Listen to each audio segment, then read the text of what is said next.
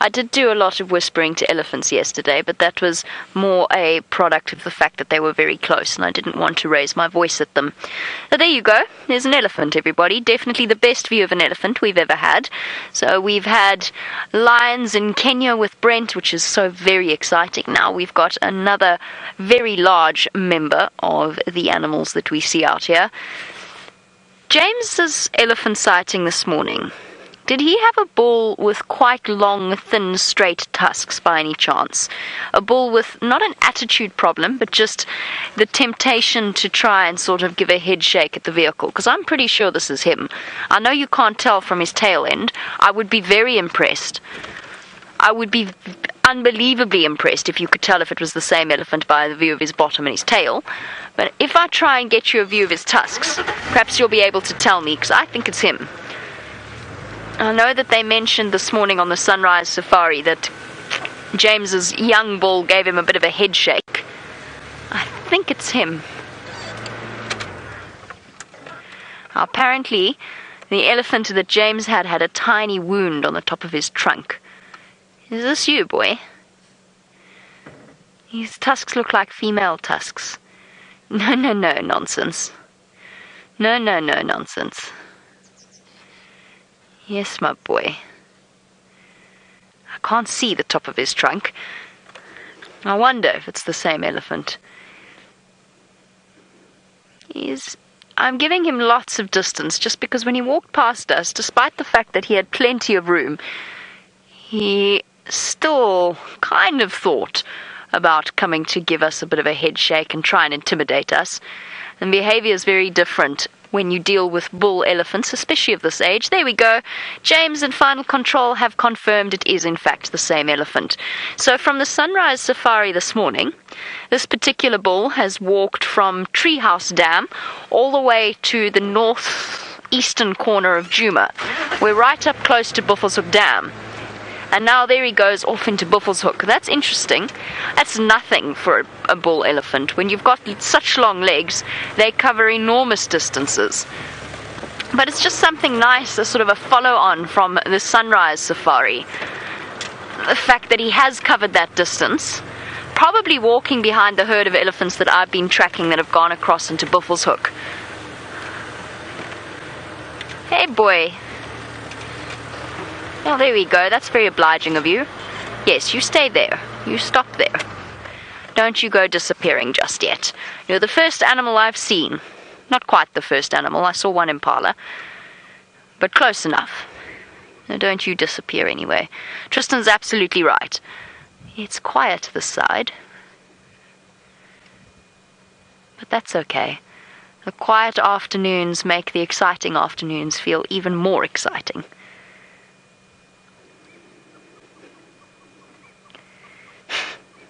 You missed a bit there, mister.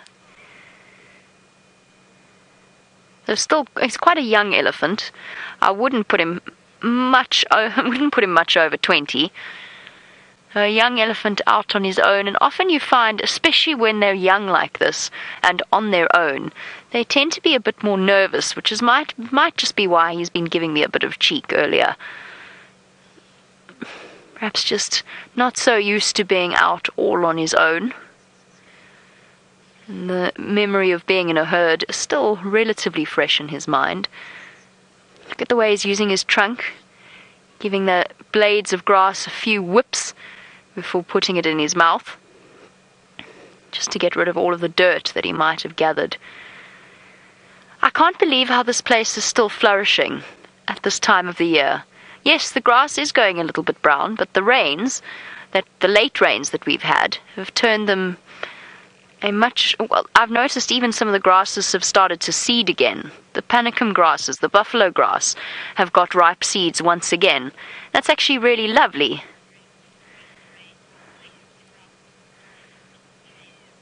And there we go. James, you were wondering if the recent rains have prevented the grasses from drying out. Yes. I mean, look, they're going to die off. That is very typical. I'm surprised because I would have thought that by February, March, we would have come to pretty much the end of the summer rainfall growth season.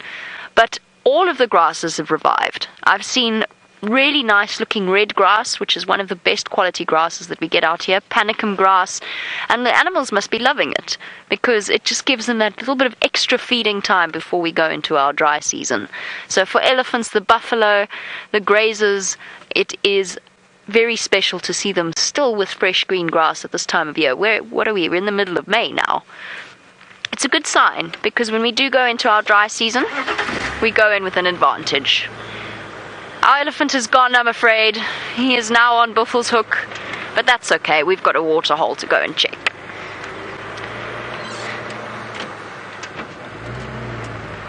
Let's go find out what's happening at Buffle's Hook Dam.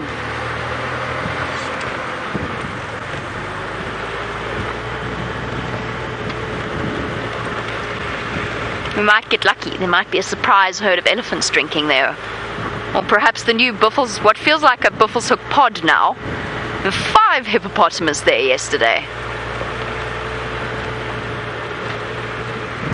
I'm going to go and check Buffle's Hook Dam for something exciting, but it sounds as though Brent doesn't have to go very far to find exciting things. Let's go and see what's happening on the Mara now. Look at that incredible cloud bank.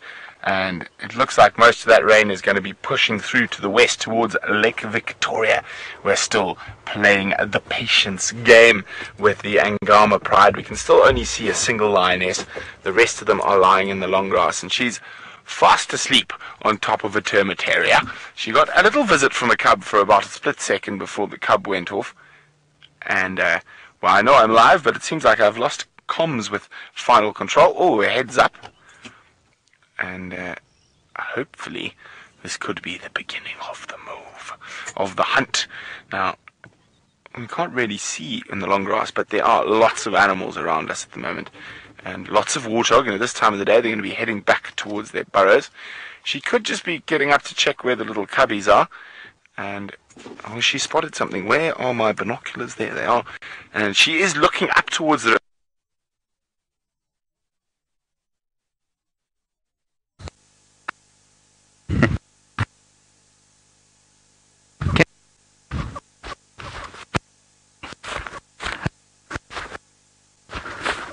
Hello? Can you hear? Yes, sorry that everybody. I was off trying to see if I could find something that making the squirrels alarm on the road there.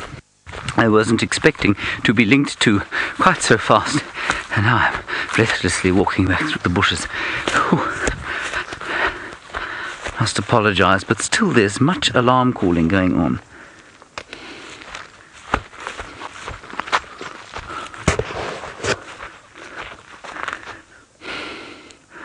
Every afternoon, like I say, there has been some kind of consternation thrown up by the birds. I don't suppose you can come this far, can you, Ferg? There's some dwarf mongoose here.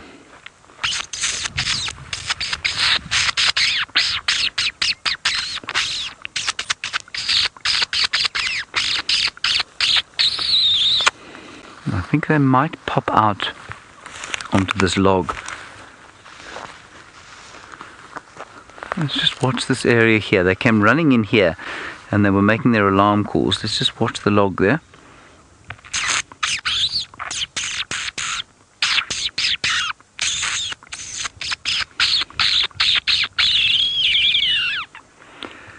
Oh, embarrassing. No. Not going to come out. Alright, let's try the hornbills that were following the dwarf mongoose. Come over here, Fergus. We weren't quite prepared for this segment, I'm afraid. Well, I can hear them, but I think they're probably about 7 kilometers away. No,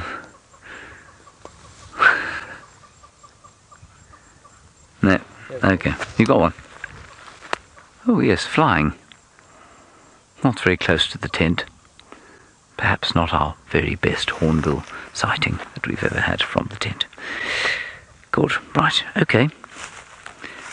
Alright, now I believe Jamie is at Buffle's Hook Dam. I'm going to continue my search around here and I will catch up with you shortly. Ooh. I'm indeed at Buffalo's Hook. Let us see what's happening here. 1, 2, 3 hippopotamus. I think there's a fourth, judging by the ripples in the water.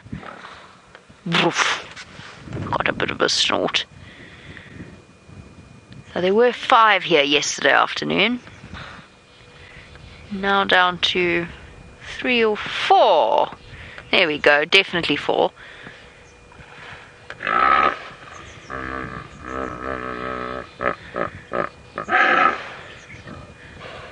Five hippopotamus. I thought there were too many ripples for just 3. They're all 5 once again at Buffalo's Hook Dam, and obviously one of them making that very characteristic hippo sound that sounds as though one of them has just told the best joke in the entire world, and they're having a jolly good laugh about it. It's a sound I miss. You don't hear it all that often anymore. There's no hippo in WildEarthTV Dam outside of our camp where we live, but it's a sound that I've always heard everywhere that I've lived and worked in the bush. I've always had hippo calling close by. And one of them, and I think it's the one on the left there, or in the middle of the group, that one over there, yes, he's the one that's making all the noise. One of them's got a few scratches and injuries on its back. Could, most likely, from a skirmish with another hippo. It could also be potentially from a lion attack. Lions do attack hippopotamus, but they're far less inclined to do that now this year, now that the drought is over, and there's plenty of food and the hippo in good condition once again.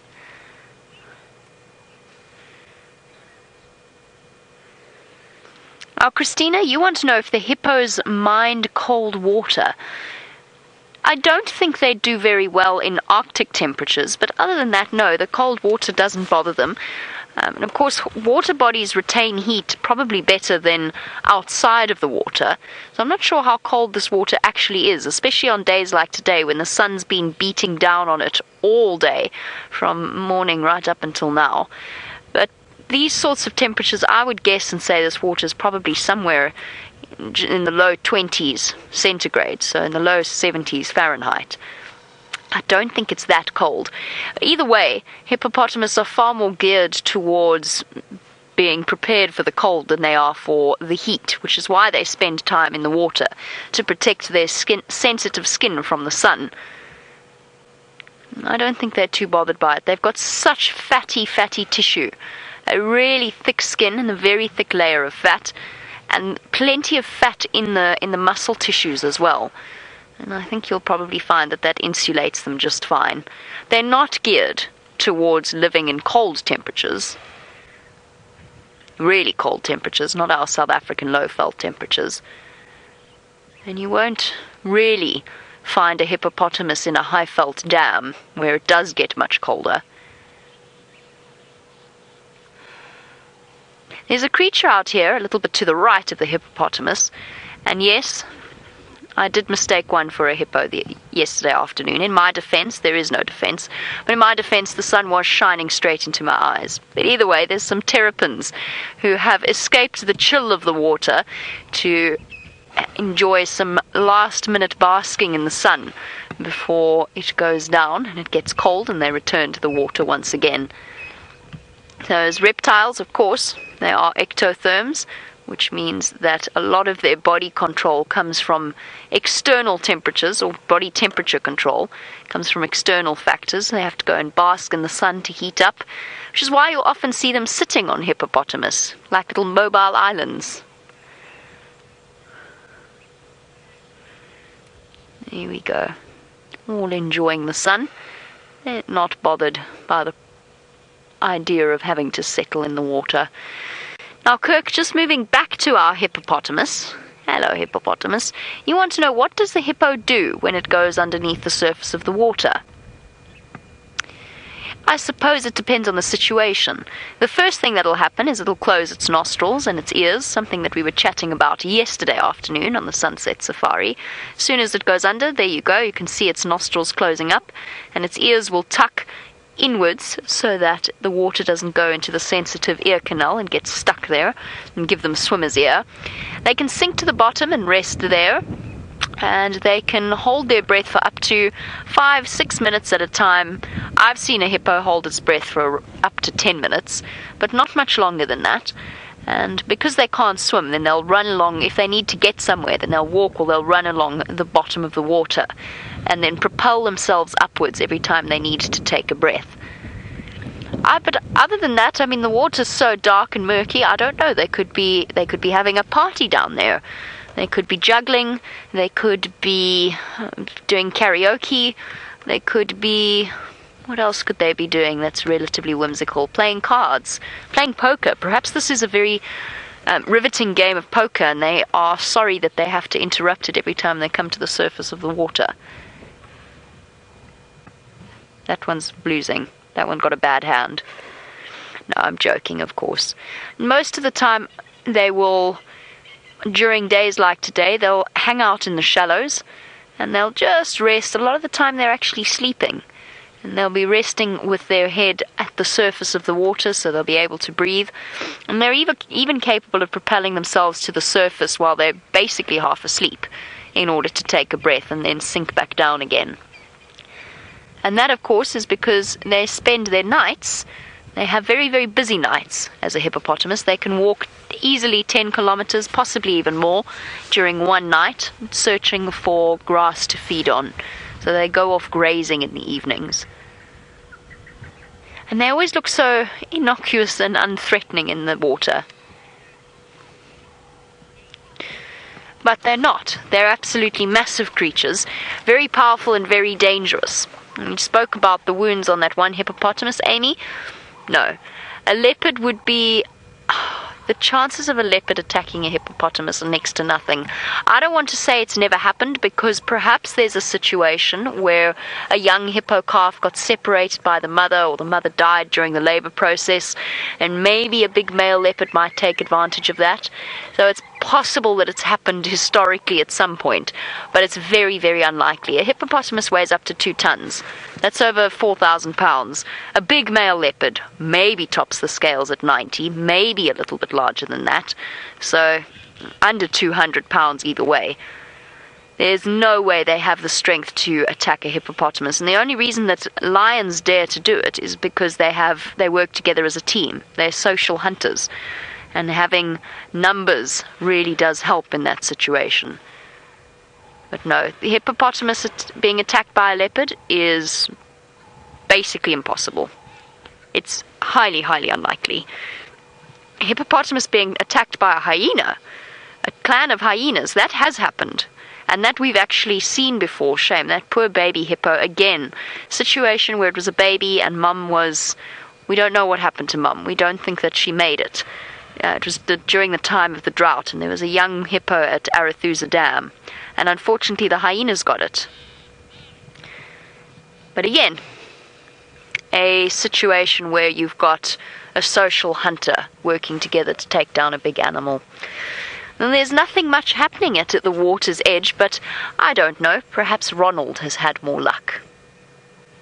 Ronald was having more luck. Unfortunately, his Waterbuck friends have gone away. He's still got his Terrapin friend there, who's looking a little bit suspicious because I've managed to sneak quite a lot closer towards the Terrapin. But unfortunately, the Waterbuck have now moved. Do we have control of the dam cam? Oh, but we do have picture, I see, of the Waterbuck. Good, well done, Zoomy. Brilliant stuff. There they are. A herd of Waterbuck, a blacksmith lapwing, and it all looks rather peaceful as the sun begins to set on yet another magnificent African day here in the Greater Kruger National Park of South Africa. It is not something lurking. No, it's not, never mind.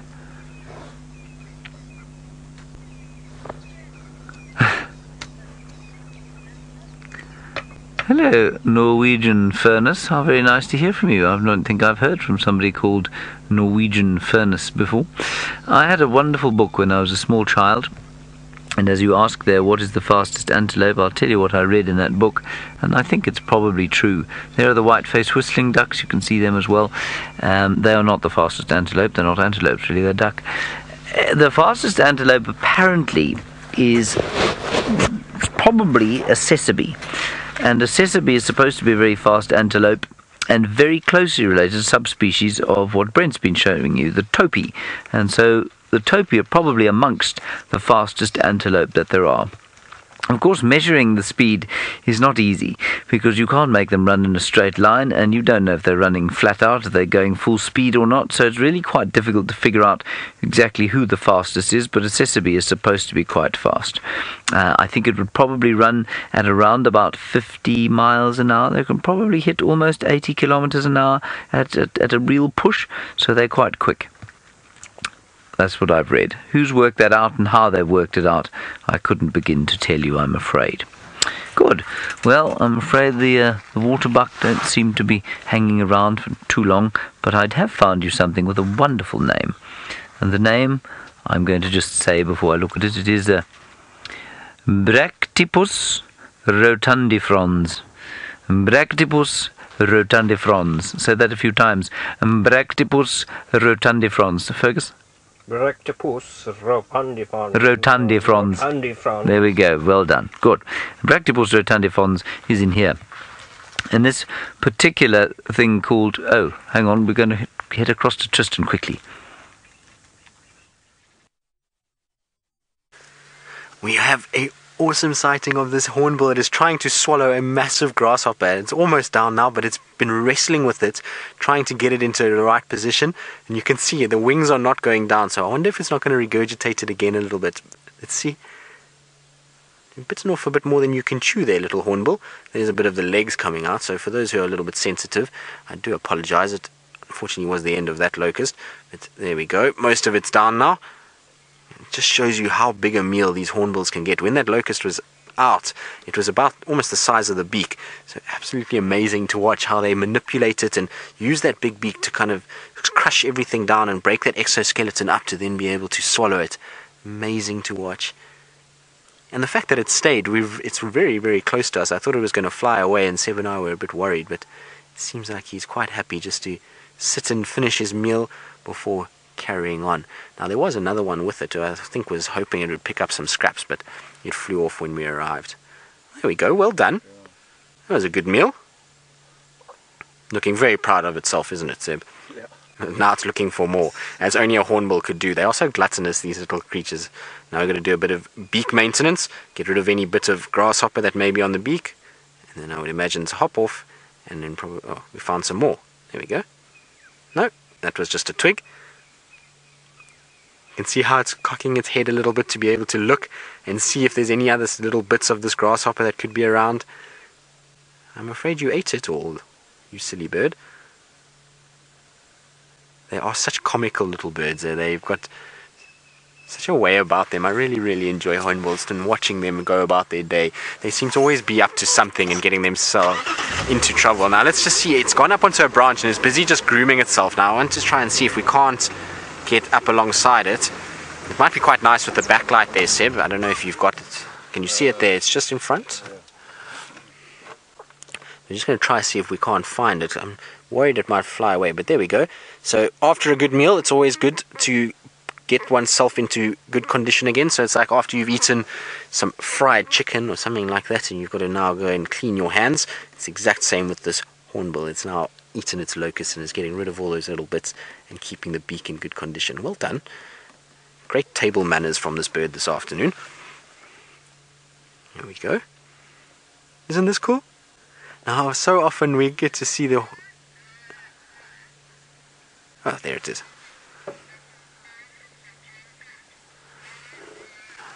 So, Laura Moore, you're saying, do they eat button spiders like the ones that James found under his seat?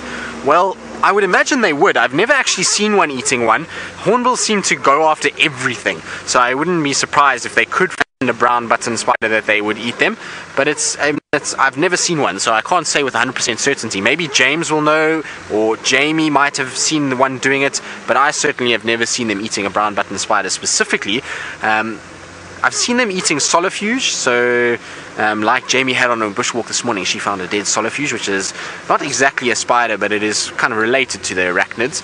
I've seen them eating scorpions, so I wouldn't be surprised if they have eaten brown button spiders, but I've never in my experience actually seen one eating a brown button spider, but you never know. I can't tell you how beautiful it is where we're driving now. You can just see in the sort of top part here, there's these afternoon rays of light coming down, and we're on Chitwa at the moment, and there's this sort of avenue of grasses with trees, and the light is just sort of filtering through, and it is such a beautiful scene. Now all I need is Tundi and Tumba to come strolling down the road towards us. What do you think, Seb? Seb reckons that would complete the image, but it really is pretty just driving around here and just having these sort of late afternoon light kind of coming through the trees. So right, so now that our hornbill has finished its meal and we're back on our way again, let's go back across to James and see if he can finish his drawing. Beautiful leopard coming down the road, Tamba and Tundi, it would be wonderful. I was pretending to be Sebastian. Where? Good. Sebastian, I don't know if you've ever heard him speak. He has the most magnificent French accent you've ever heard, and it is almost impossible to talk to him without sort of trying to emulate it. In fact, he was trying to have a serious conversation with Kirsten earlier today, and she kept looking at him going, "Sacre bleu, sacre bleu." And I think he left in high dudgeon eventually. Who can blame the man? Anyway, we were talking about what was it called again? Brachyopus rotundifrons. Now this example of Brachyopus rotundifrons unfortunately has lost a leg. Sorry. You know what, let's just give up on that and do it with a microscope. Poor old little Brachyopus. And I found him on the desk here. He'd obviously hopped in, and you can see that the main portion of his locomotion is now missing. Now, these are part of the theraclid grasshoppers. Now, we've seen all three kinds of theraclids. There is Theracles himself, there is Pseudo-Theracles, and now there is Brachyopus rotundifrons. And that light shining on him is the sun that he's now walking towards, and I promise you I will release him. I know he looks like he's struggling. It is because it's very slippery there. I mean, he's not long for this world with only one leg, but perhaps he'll survive. Isn't he beautiful? And he's about what, a centimetre long? So about half an inch, just under half an inch. Very sweet. Reach for the light, little man, reach for the light.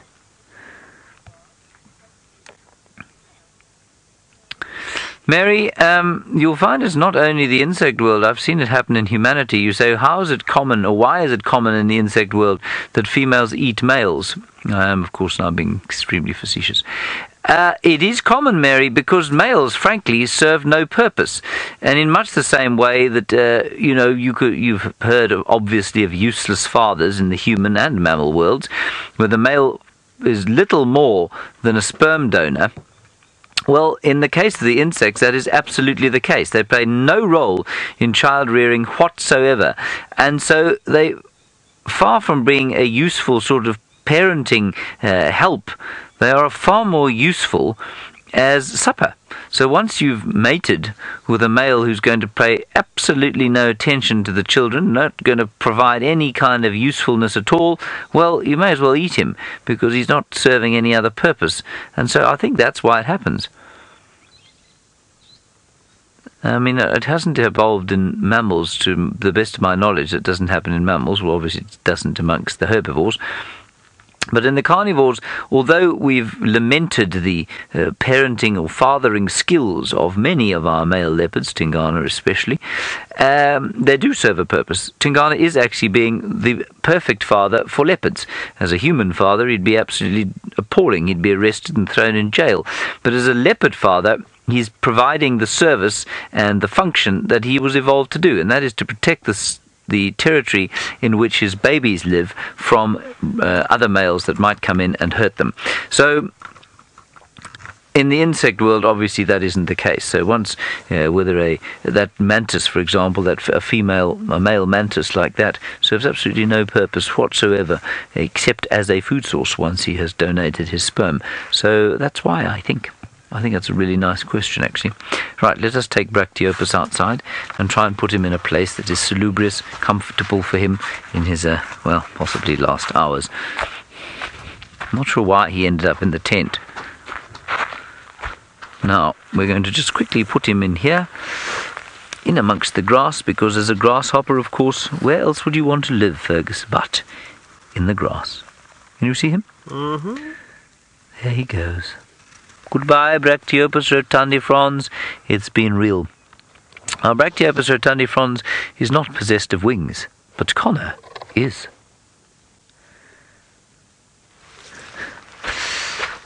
There we are. You can see Connor is now looking at the sunset.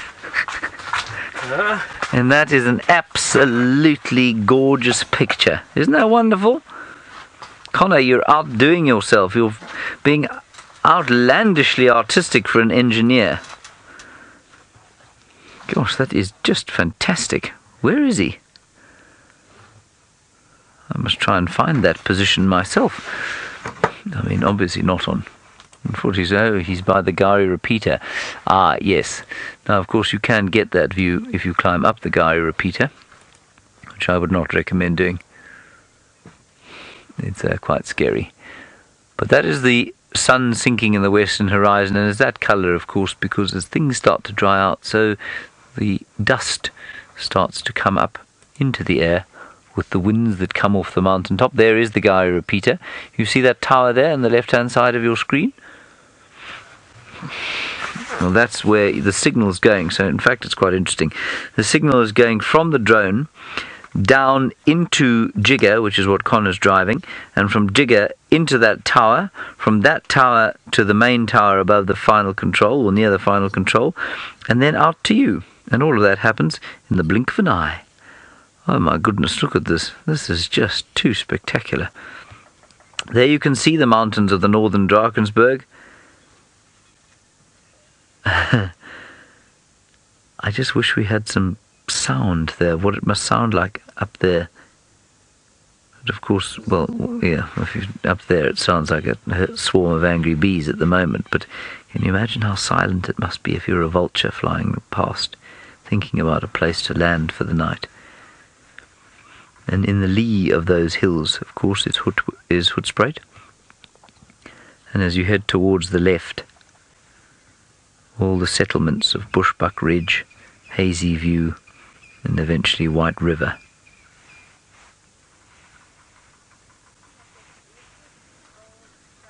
Yeah, Christina, what a great way of putting it. You say liquid gold sky. I don't know if you've ever tried to take a photograph like this and then sort of pick out the colours, but there are so many colours there. There are probably, if you broke it down completely, there'd be thousands of colours there.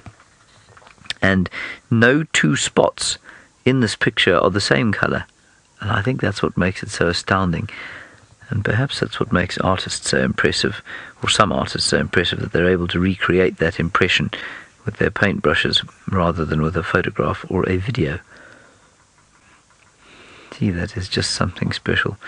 Connor's now swinging towards the north. You can just see the tip of the Gari repeater there. And it's not quite that dark yet. It's actually very bright outside, but he's exposing for the sky. And so that means that the ground will be much darker. And what's so cool about that, I think, is that it shows how amazingly impressive the human eye is. There is not a camera lens, as far as I'm aware, that is able to do what the human eye can do. And if you were looking at that, picture over there, what you would see is your eye would be able to expose, or your brain's basically doing it for you, but you would be able to expose for that sun, and it would look like that to you, but below that you would be able to see the light being cast on the ground as well. And there is absolutely no way that any camera can do that, which I think is quite fantastic. It goes to show how very, very clever we are. Now, Jamie, well, I'm going to let her tell you about it. Well, the search for the spotted hyena begins in the last hour or so of our sunset safari. Which den site are they using? And I've been having a bit of a nostalgic moment again. I seem to have a few of those, or seem to be having a few of those over the last few days. Sitting here at the Mvubu Road Hyena Den and having a look to see whether or not there's any sign of them. The grass growing out of the entrance hole is a relatively dead giveaway that there's nobody here, but I'm going to jump out anyway, just in case, rather than jump to any conclusions. I'm just going to have a quick circle around here and just see if there's any hyena tracks. I have to be honest, I think that the northern dens, or checking the northern dens, is barking up the wrong tree, or whooping up the wrong tree, I guess, in the case of hyenas. I don't think they're here. There doesn't appear to be any sign of them. Always got to be careful, though. Oh, it's smelly.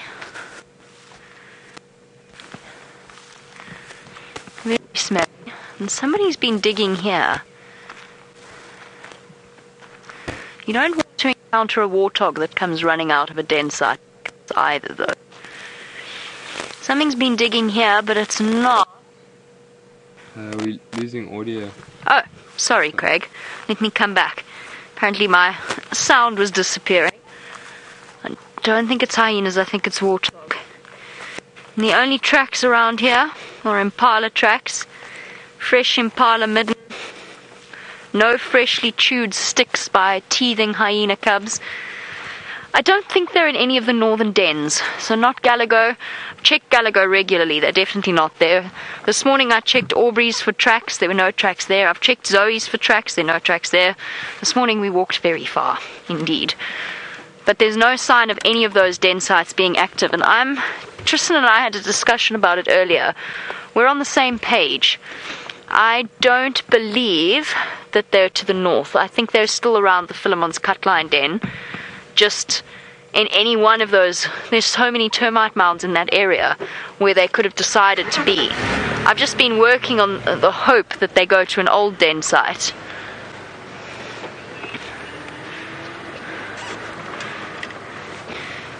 Oh, sorry, Kirst, I didn't fully hear. Did you say where will the hyenas move their dens, or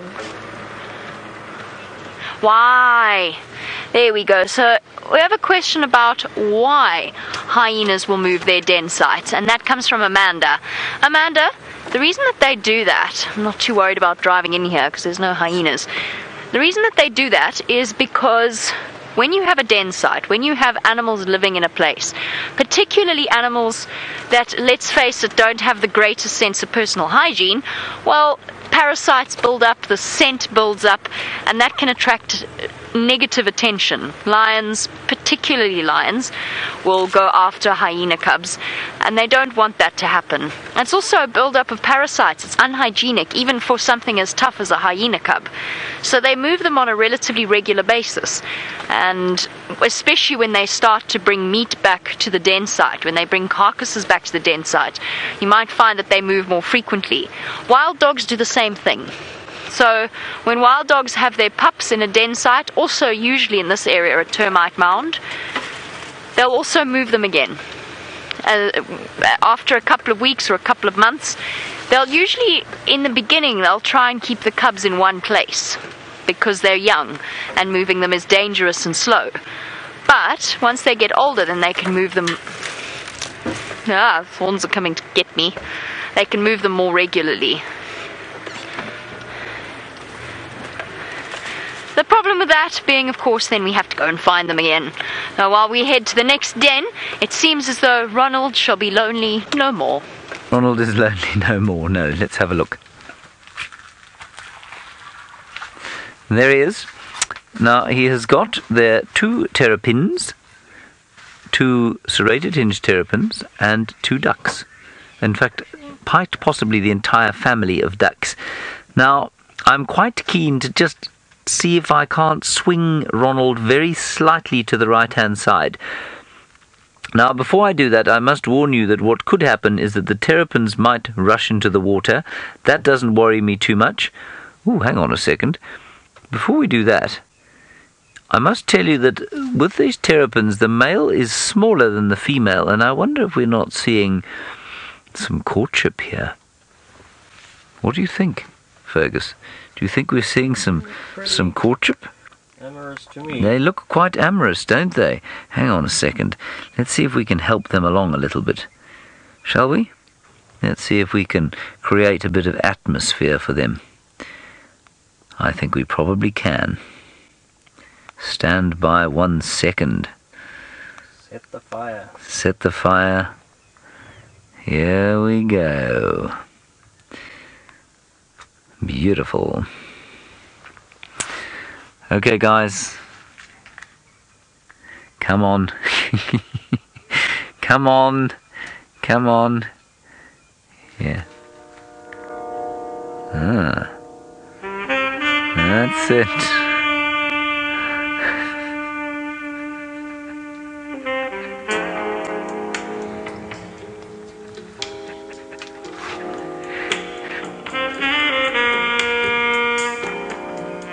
The smooth sounds of saxophone in the evening. Time is now, Terrapin. The time is now to make a move. The sun is set. Can you imagine a more romantic scene than this? Don't be afraid. You gotta take a chance, man. I know it's difficult with a duck looking on, but the duck don't care. You're a terrapin. Terrapins ain't scared of ducks. In fact, they eat small ducks.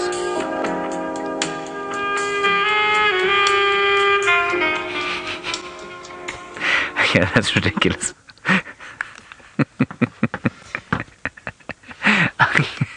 It's totally ended. And now they're not. They don't seem to be interested anymore. Oh well. I think I was going to move the rover to see if we could get a better picture of the ducks, but I think that it could disturb them. And I think in this, well, I mean, they're in a slightly sensitive position, aren't they? So let's just leave them be. I think this is just wonderful. John, I don't know the answer to this, and I think it's a very good question because I've looked at it and wondered, and I've tried to find an answer in a book, actually, and I don't know. You say, why do they hold their heads towards the sky? I'm going to guess, John, and my guess is that by sticking their necks out like that, they expose more skin to the atmosphere, and that then would allow them perhaps to absorb more heat, because the skin is obviously going to be a lot less well insulated than the shell. So I think that's what it is. It's probably to expose as much skin as possible to the elements. Come on, duck, just take 2 steps forward. I would really seriously love to move Ronald, but I think you might fly off. I'm not sure how brave you are. That duck is a terrible voyeur. It is. Fergus has just said, I don't know if you heard him there, he said the duck is a terrible voyeur. He is. A dreadful voyeur. He's pretending he's not there. You see that? I mean, he's standing completely still, fascinated by what's going on there with the terrapins. One of whom, the male, seems to be flapping his fins on the female in order to enthuse her. Light a candle, man. Don't flap at her with your fins. He's now sort of looking sheepish and blowing his throat out slightly. Ah, this is wonderful. Now, you know, this Ronald is basically doing what I would... If I came on safari these days, I would be very tempted, especially in the winter, to, once I'd finished my morning game drive, to take a picnic breakfast, including lunch and possibly a fine G&T, and I would sit in the shade next to a waterhole for the whole day with a good book in one place. And if you do that, stuff will happen. Ronald has been sat here for, well, nigh on 3 hours now, and he's just had the most wonderful sightings. He's had the Waterbuck. They came past him. He's probably had a few views of the water monitor lizard. He's had these terrapins up and down onto the bank, and now he's got the ducks.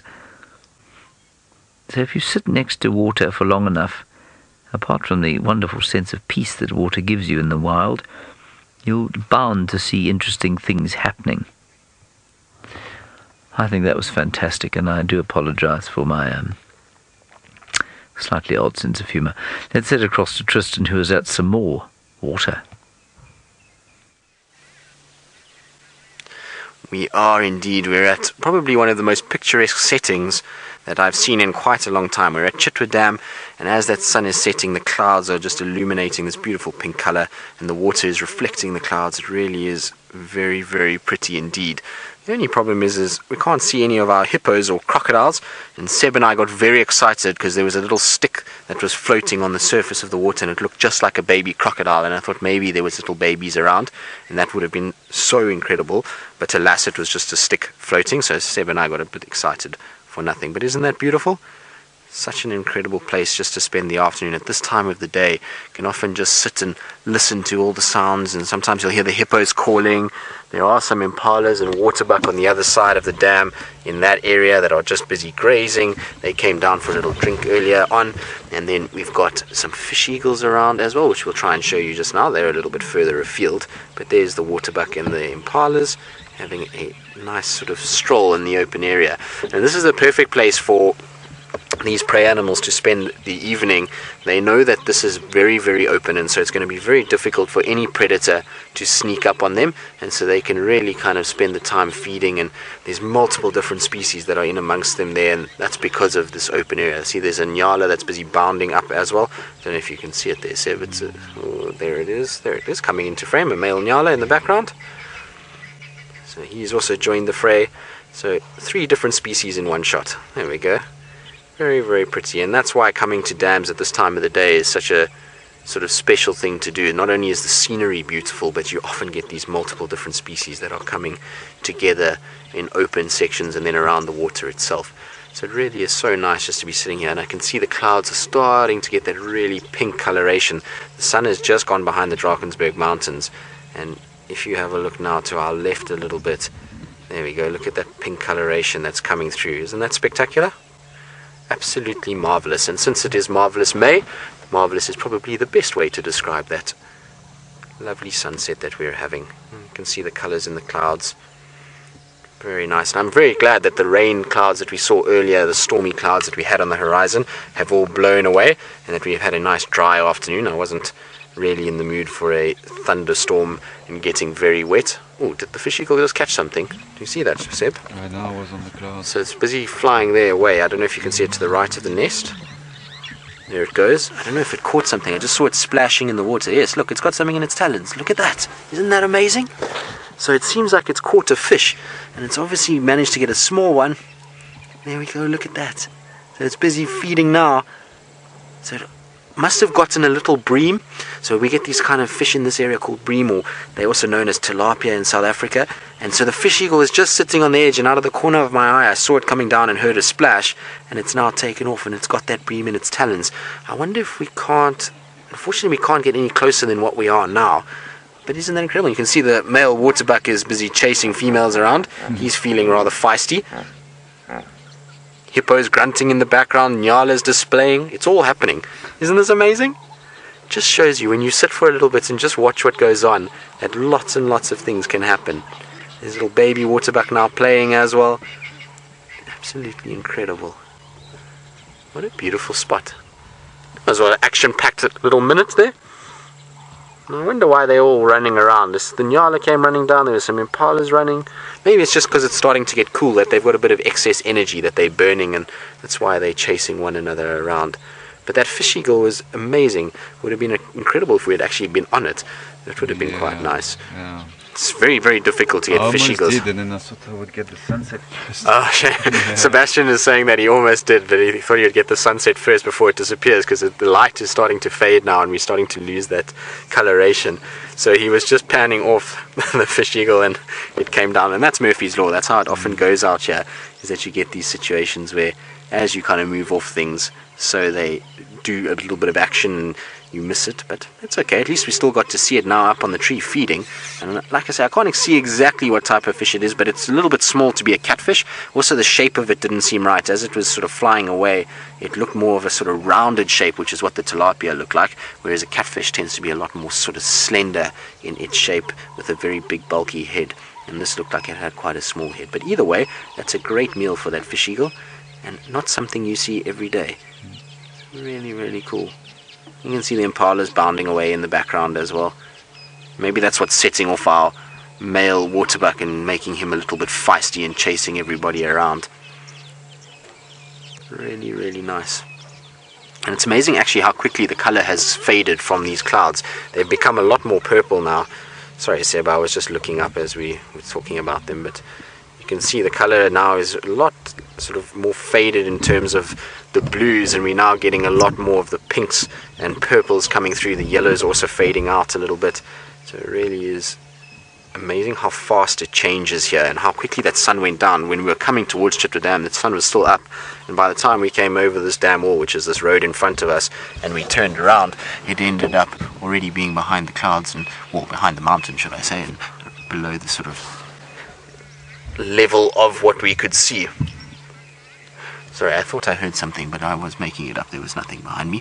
So while we sit here and just enjoy the last little bit of sunlight, let's go across to Jamie and see where she is, and if she's had any more luck with Hyena Dens, and whether or not she will have more luck, and if she's going to check any more of them.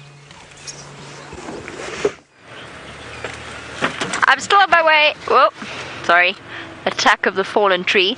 I'm still on my way to check the Philemon's cutline den. We might as well check Philemon's cutline just in case they haven't moved. Oh dear. I've acquired a passenger. Out! Get out from under my wheels. Thank you. Let's stick in the road. That is the third time I've done that today. Twice in my own vehicle, and now on Wendy.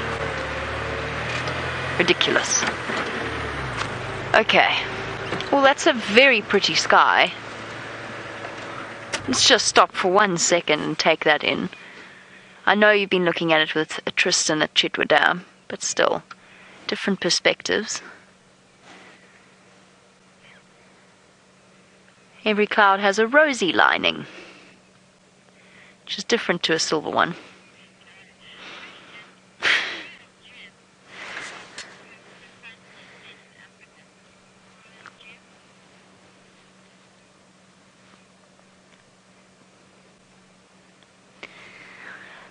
Having the beautiful view of our African sunset, Royal Gem, you would like to know how long does it take for the sun to set in Africa?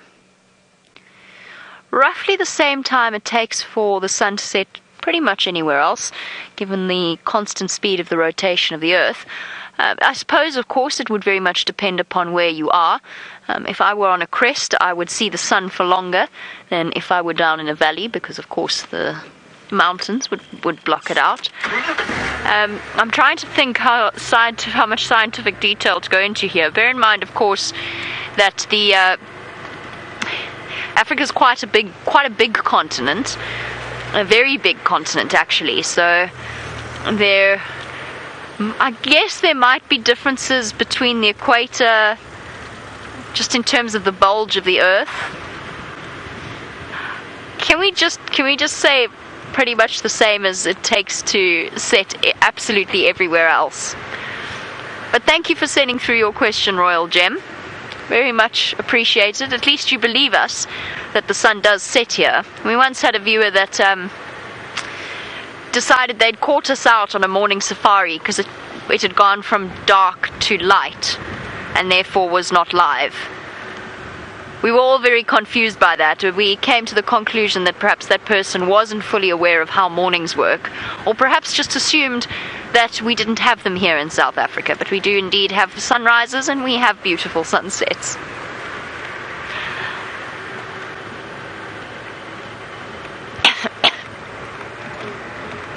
Okay. How long does the sun take to set, actually, time-wise? This is a genuine question. I've never sat and timed it, but isn't it something like 2.5 minutes from when the sun...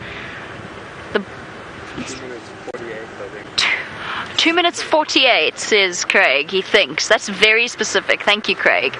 2 minutes 48 from when the bottom of the sun is on the horizon to when the top disappears past the horizon. So final control, next time you see us with a sunset, that's your time scale to link to us.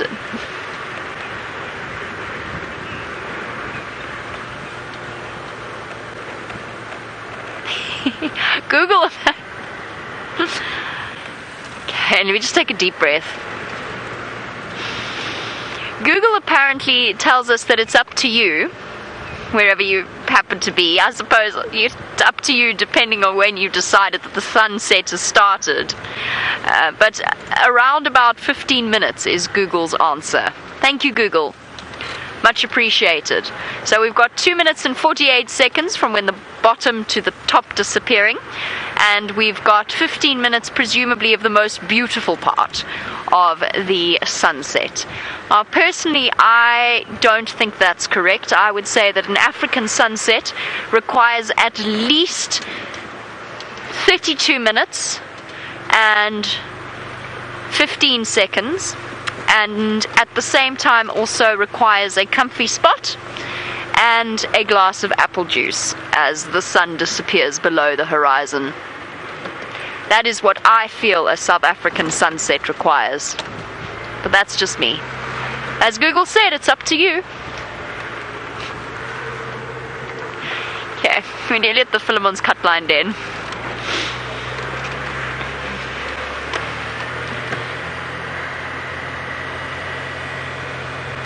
I am very grateful to live in a world where we can watch this, or at least live in a place where you can watch the sunset without it disappearing behind clouds or behind buildings or into smog, pollution smog.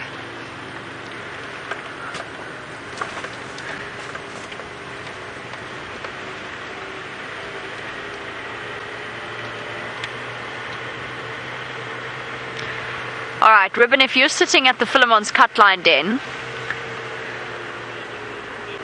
after the whole morning of searching for you,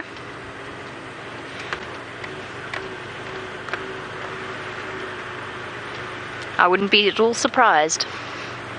I don't see a single track on this road though. That's not a good sign. That's not a good sign at all.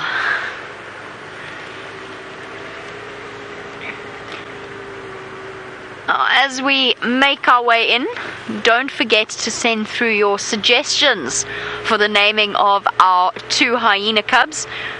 Two little hyena cubs belonging to Ribbon that it seems as though just yesterday that we found them, and they were all dark and wobbly and now are far more stable, far more playful, very spotty, and have vanished. But send through, definitely send through your names, suggestions, an iconic duo. Something that, just two names that you feel fit really well together. Halitosis and gum disease does not count. Alright, no, these hyenas are not here. These hyenas are definitely not at this den site. There's not a single footprint. So where are they? Where have they gone? While I contemplate these deep and meaningful questions, let's go across to James for a deep and meaningful answer as to how long the sun takes to set in Africa. So deep and so meaningful shall I now be. Now, I've struggled to find much information, of course, on how long it takes the sun to set. I'm assuming what we mean by this is when the sun touches the horizon, how long until the orb actually disappears beneath the horizon. In this area, it probably takes around about 2.5 minutes. Now that's because, and that will vary at different times of the year. So as far as I can work out, the closer it is above your head, so for us we're pretty much on the Tropic of Cancer. Is it Cancer down here or Capricorn? No? Is it Capricorn? You sure, are you? Yeah, very sure. Okay. Tropic of Capricorn down here. So the summer solstice, it'll be right above our heads. It would take the longest. So I imagine then it would take probably, say, up to 3 minutes to go down. Then in winter, when it's... Is this right? Yes. When winter, when it's much farther away and it's over the Tropic of Cancer, I suspect it would probably take maybe 2.5 minutes to go.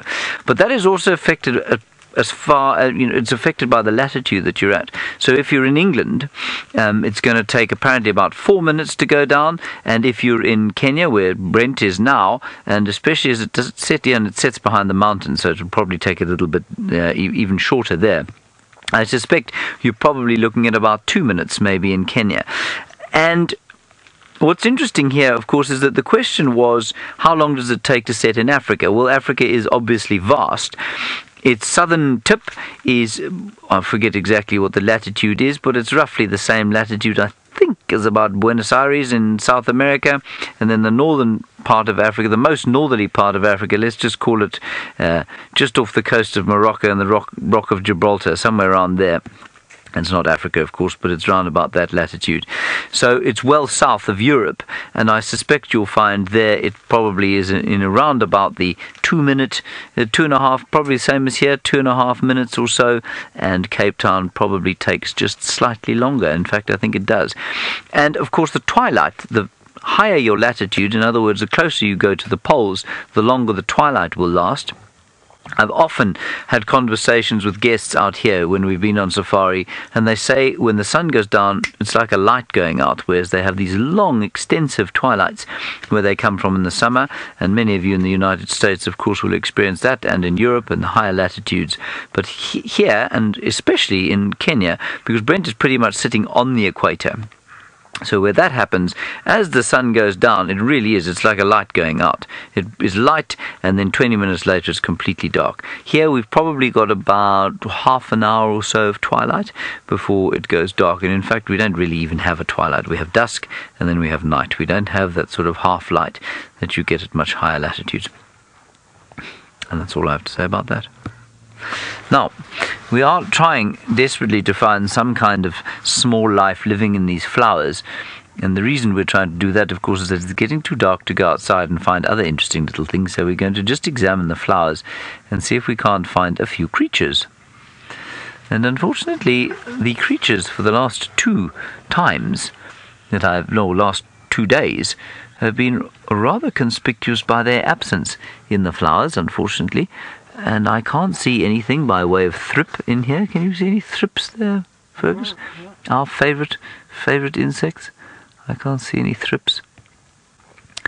But I'm going to make it my mission that before the end of this drive, because I know that next to viewing the leopards of the royal family, thrips are your favourite. I know all of you are desperately wanting to see a couple more thrips, and so I will make it my mission to find you some before the drive is out. This flower from the monkey pod, Senna petitiana, is free of thrips. Ooh. No, I don't think it's anything, I'm afraid.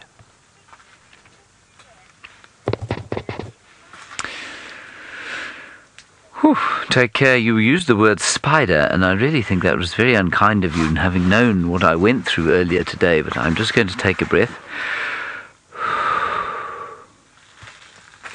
I'm just going to quickly look under my chair.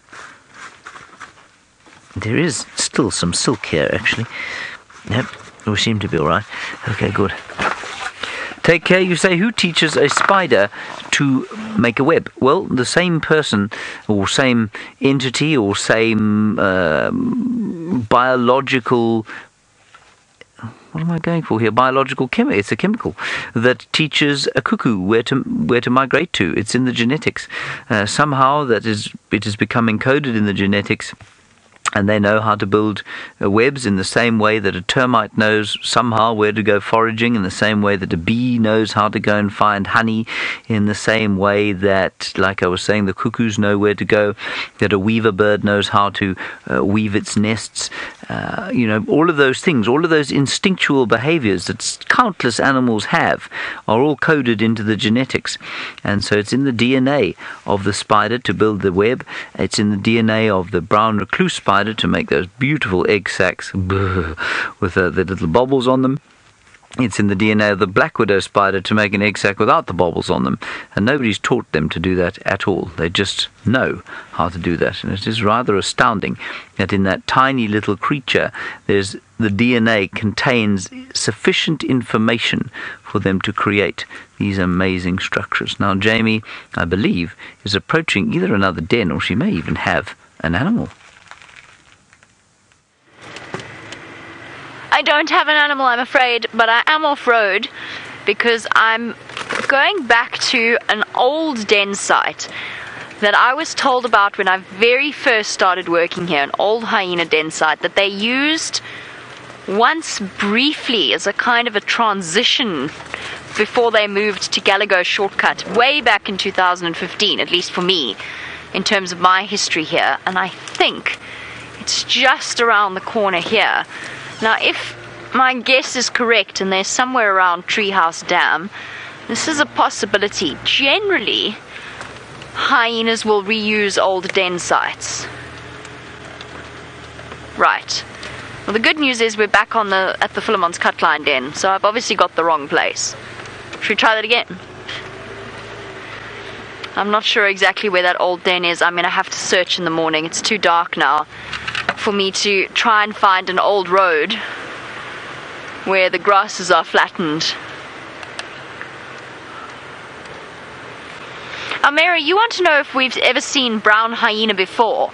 I have seen lots of brown hyena. Lots and lots of brown hyena, but never here. I've never seen any in this area.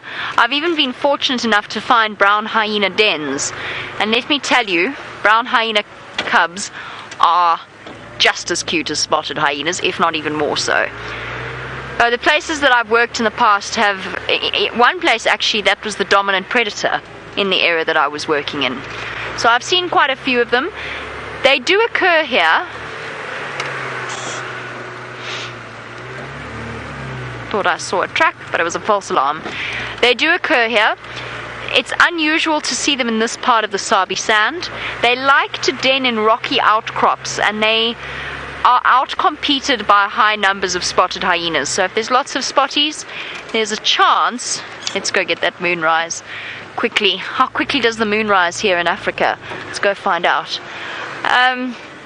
There is a chance they get outcompeted. However, one has been seen on the live drives with Peter Pretorius, I believe, many years ago. Haven't seen one since. Oh, the moon has risen, everybody.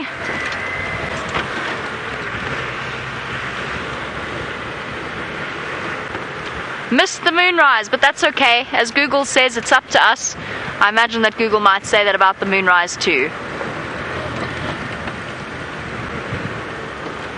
And I think it's the proper full moon tonight. Let's get a dramatic dead tree in it as well. Oh, hold on. Bumping Craig all over the place. It's like a wild dog chase just for the moon. Here we go. Quick before we miss out. We've got roughly somewhere between 2.5 minutes and 15.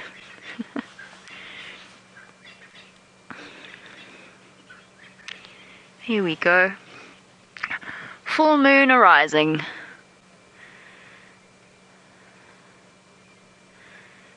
That's awesome.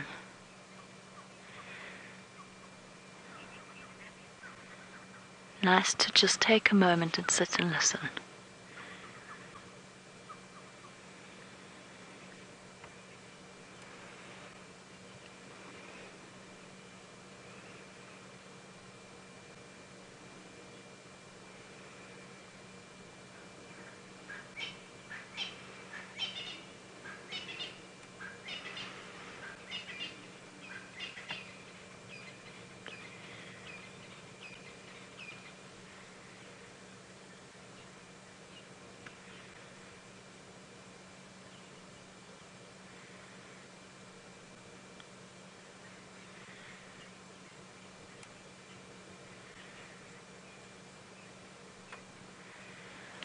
Chorus of Franklin and Spurfowl as the evening falls.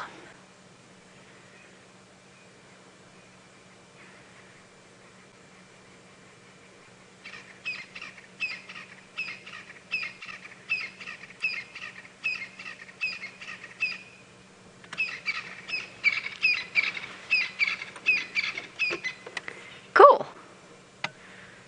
Here we go.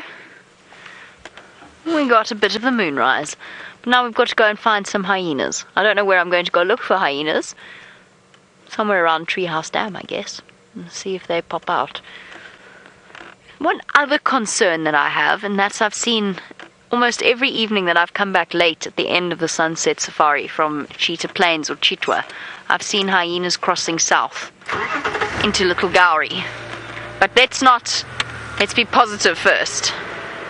They could still be right here. I really hope they are, and we don't have a repeat of last year's mass hyena disappearance. We're talking about brown hyenas. It's also a really fascinating creature, and something that I hope one day we're in a position that we can show you them on a more regular basis on our live safaris. You never know.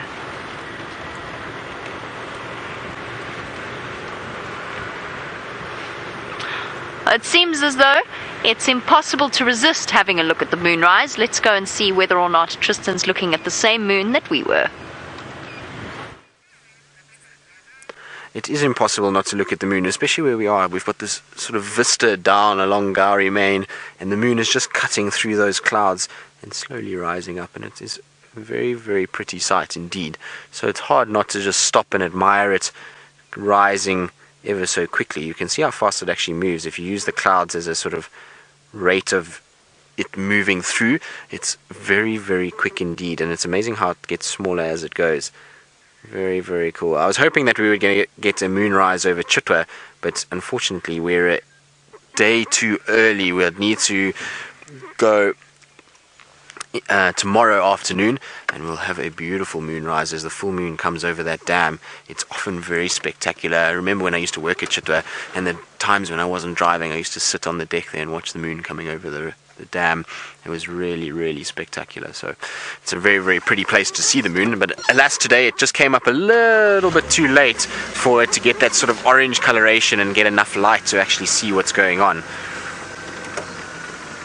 But we are in the area of where Hosanna was this morning, but I did get a report from the south, from Little Gowrie side, is that there is tracks of Hosanna and Shongile together that side. So I think the both of them are there, and they were moving southwards towards Little Gowrie, to the lodge itself, which is, I would say, about a kilometer south of Gowrie Main, so pretty much straight south along the Mulawati. That's where they have the tracks, and it's an area that they've been spending more and more time. So I was just checking along in case. You never know, sometimes they do these big loops like we saw with Hosanna this morning. His tracks went straight to Treehouse Dam. From Treehouse Dam he turned around and came straight back this way again on top of his own tracks, so it's worth just checking. I also did get a report that somebody said they had tracks of a male leopard crossing into Vuyatela at around sort of 11 o'clock in the morning. Now I don't know who that could be, because ultimately the tracks that I had on Weaver's Nest this morning, I asked them if it was those very same tracks, and they said to me no, it wasn't. So I'm going to just check along Weaver's Nest. Maybe Tingana's creeped in here somewhere. I know we were talking about Tingana earlier, so maybe he's around somewhere.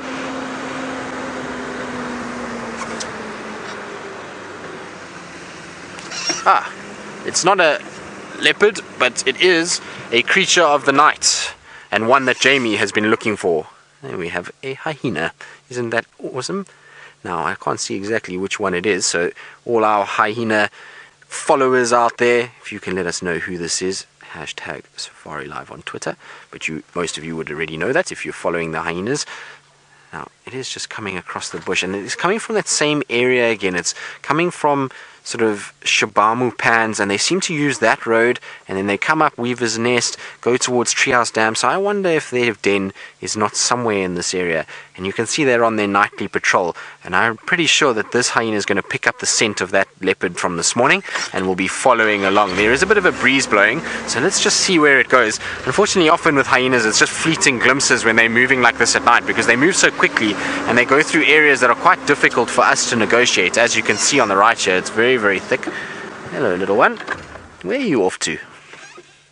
Now it is heading exactly where Hosanna was this morning, so I wonder if it's not worth just trying to see if we can't keep up with it a little bit and see if it takes us somewhere. I'm going to try and just see. Obviously we're trying to find the den again, because it seems like there's been very little action at the den itself. So I'm trying to see if maybe we can work out, but it's coming from the west, which is, Jamie and I were having a long discussion about it today as to where we think this den could be. Now, there should be a little gap in here somewhere where I can maybe just try and get in. And I am still of the belief that it's somewhere around Treehouse Dam, maybe to the south of Treehouse Dam or north of Treehouse Dam. We weren't sure which one, but somewhere in that area. Now, where we had Osana, what's that in the road over there? That's an impala. So I thought maybe it was something else. But let's see where our hyena goes. I wonder if it's going to pick up that scent of Osana. Isn't this exciting? I always love following hyenas. They always seem like they're up to something. It's such a cool animal to follow. And this looks like a fairly young hyena. It's got very, very, very rounded ears. There's no tattiness on the ears at all. So it seems like a hyena that's fairly young. I haven't been able to establish if it is a male or female yet. They're very, very difficult to tell whether it's male or female. Hyena, why did you run into this? So this is exactly where we had Hosanna this morning. He walked from my left to my right here. But this hyena's run into a thicket that I don't think I'm going to be able to follow. Let's just try through here, Seb. That's exciting. Now, Kirst, you were asking me a question prior to our hyena, which I seem to have lost a sighting of. So if you want to...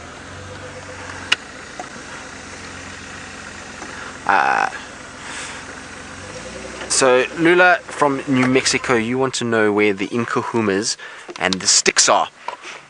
So, the Incahumas, as far as I know, there was tracks of them on Buffelshoek yesterday, but nobody found them. So I think they're hanging around southern Manyeleti at the moment, a little bit into Buffelshoek, and sometimes they're going into Simbambili as far as even Elephant Plains. Now, that's where they're kind of moving around. So they are still around, and the last time I heard, there were still all 5 females and 6 cubs, so they were doing just fine. And it's very, very common for them not to be around this area at this time of the year. Often in summer, the Incahumas shift up into Buffelshoek and Manyeleti, where they go and hunt the buffalo herds that are up there. And as those buffalo herds then start pushing down in the winter months, well, after they've exhausted the resources up there, then the Incahumas file back in, and we start to see them on Djuma again. Remember, we're not seeing very many buffalo at all, and no herds of buffalo, which would have brought the Incahumas this way. As for the sticks we're seeing yesterday on Vessels. Now, Vessels is a property to the south of us. It's probably about 3 kilometers south of us. I know one female was found this afternoon with a Birmingham male on Hofmans, so that is a little bit west of Vessels, and it's between sort of Mala and Djuma, and they've been hanging around that area, and then also into a little bit into nets where they've got the cubs. So that's where they really have been, a little bit south of sort of Chitwa Dam area, and have been hanging around there. But it's not to say that they won't come this way. It's now with those small cubs, at the end of the day, they have to spend time in a very localized areas. Once those cubs get a little bit bigger, then we'll start to see them venturing further afield.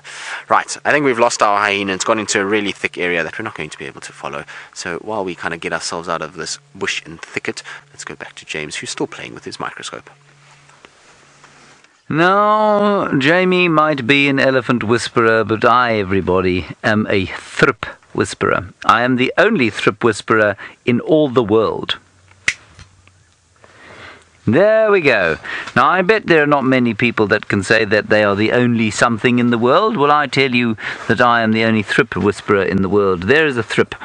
It is no more than 1 millimeter in length. It is less than a 20th of...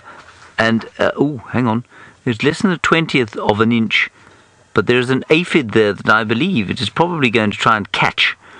Either this thrip is a nectar drinker, or it is a tender of aphids. In other words, it'll take the honeysuckle from them, or it is a predator of aphids. Now, while we wait and see how this action unfolds, can you see that? That is amazing. Let me zoom in. There's an aphid right there. And to lose focus for a little while, but don't worry about it, everybody. It'll be retained shortly, and you will miss none of the action going on here. Ooh. There we go. Beautiful. Not so beautiful, hang on. There we go. That's a better picture. And there you can see the little thing to the right-hand side, the little yellow thing there. That's an aphid of some sort. And that thrip is probably gone to sleep, actually. Now, what's interesting is that these things are... There are two interesting things about them. Firstly, they are known as agricultural pests, so they can get into agricultural crops and transmit viruses. They're apparently vectors of a number of viruses to plants, but also they are able to reproduce by a process known as parthenogenesis. Now, parthenogenesis is when a female produces an offspring from an unfertilized egg. And it is not a clone, as far as I understand it. What happens is that the genetics in 2 eggs combine to create a viable, normally female offspring. There she comes. I mean, that might be a he. But she's going to walk out of frame now, I'm afraid. Now, Lorena, you say you will never forget thrips. I'm so glad you will never forget thrips. I will probably never forget them either. Well, I won't, of course. I'm the only thrip whisperer in the world. But you can actually see it there. You can just see it. You see the little black thing there, Ferg? It is so tiny. Let's just keep looking. There. That little black line on the top of this plant is the thrip. What a magnificent thrip. The black thrip of Waltheria. I'm going to try and find another thrip. Yes, that's what I said. Another thrip. While I do that, let us go across to the elephant whisperer, of which there must be more than one. There must be several, I imagine, but for now, you are cross with me. I think James is, I don't know, I would have called him, I don't know if I would have gone with a flip, I can't even say the word, whisperer. It's because that tent is teeming with things. By the way, James is telling you the terrifying tale of the brown button spider in the tent. There were 3 of them in Wendy this morning. I went through to just grab my stuff out so that Taylor could get in. I did warn Taylor to watch out for them. I was out on bushwalk this morning, but there were 3 brown button spiders in Wendy. As to where they went, nobody knows. I have absolutely no idea. Now, Vern, you're wondering about how Taylor's doing. She's absolutely fine. She was determined for some silly reason that she was going to come out this afternoon. That's how dedicated she is and how much she loves being out here. But we basically tied her down for the afternoon. So she is better than she was this morning. She was feeling a little bit dizzy and a little bit unwell. And we put her straight to bed, and she's been forced into bed rest by an entire camp of caring people, and every time she comes out we sort of point threateningly in her direction and send her back to bed. So she'll be absolutely fine, I'm sure, but I will pass on your well wishes. Thank you so much to all of you that have sent them through. I know they mean a great deal to her, and I'm sure she'll thank you herself once she's up and running. She'll be fine, I'm sure. There was a passing thought that I had in my mind before I realized she would have felt it. She'd have felt the bite. But I was a little bit concerned maybe it was the button spiders that had bitten her this morning. Or one of the button spiders. But they are such relaxed spiders, and they don't bite very easily. And she would have felt, because it's neurotoxic, she would have felt the bite immediately if it had happened. And it was just a passing thought when I first heard that she wasn't feeling very well. Taylor will be fine. She's tough. She'll be back up and running in no time at all.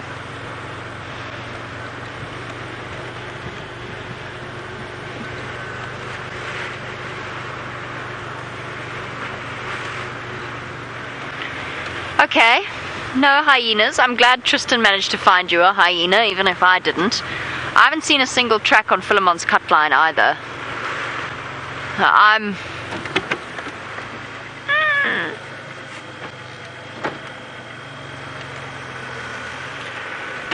It's a frog! Just hopped into the grass. What on earth are you still doing out? There it is over there, Craig. Let me go forward a bit. Yo, frog! That was very nearly the end of you. Can you see it there? Oh, whoops. There he goes. Phew. My goodness, that was close. That hopped straight into and underneath my windows. My windows? My wheels, not my windows. That doesn't make any sense. Phew, phew. That was very, very close. All this late rain and warm temperatures that we've been having has kept the frogs around for longer, the chameleons, the grass seeds. Sorry, I'm still recovering from the fright I got.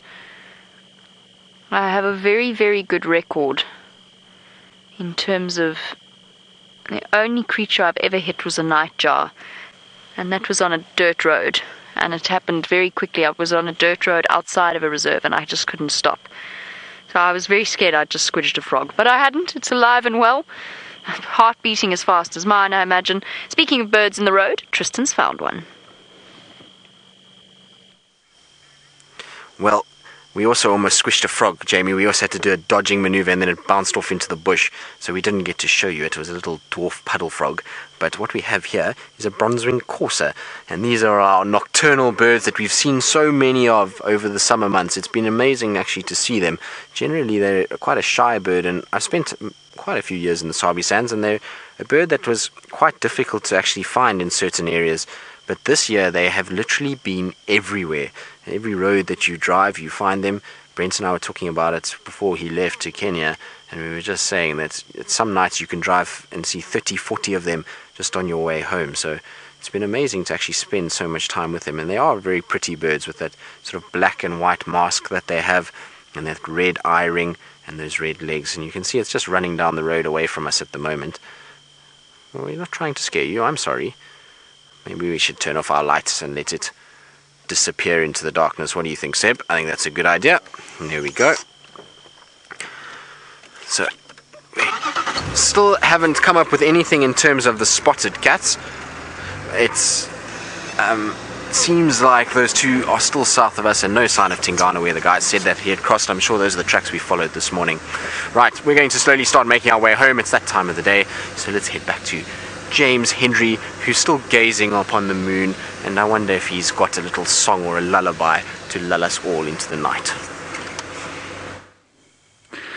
When the moon hits your eyes like a great pizza pie, that's amore. I don't know the rest of the words, I'm afraid, and I apologise for that. I wasn't going to do that. It's Tristan's fault entirely. Now, we have a question coming through about whether or not I am more James-like when the moon is out. That is all the way from London, Monique. I've heard briefly from you over the, I think it was about 2 days ago, and for the first time, and now you ask me a question like that. Well, perhaps I feel that I have been slightly more, perhaps eccentric during the course of this last little 3 hours or so. I'm just trying to find some lighting for myself. Come in this way. How's that? Does that look nice? Better without. Better without. That's better. Is that better? Okay, good. You don't like that? Is that not good? I quite like it. If you've got a ghost story to tell, that'd be a good one. How about that? Right. Let's get back inside quickly. We've got something under the microscope what I was hoping was going to show the final thrip, but it isn't. This is the knotweed, and the second species of thrip that I found was on a knotweed, and unfortunately my thrip whispering skills have let me down horribly. Let's just have a quick scan. There, no, alas not. Alright everybody, that is going to be it from us for the day. Thank you for coming into the tent and talking to us. I've had a wonderful time today. Thank you, Fergus, for your efforts today. And of course a big thanks to the final control, filled with delightful ladies who are so kind to us, but mostly all of you for coming on Drive with us. Remember, tomorrow a big rehearsal, so come along for that.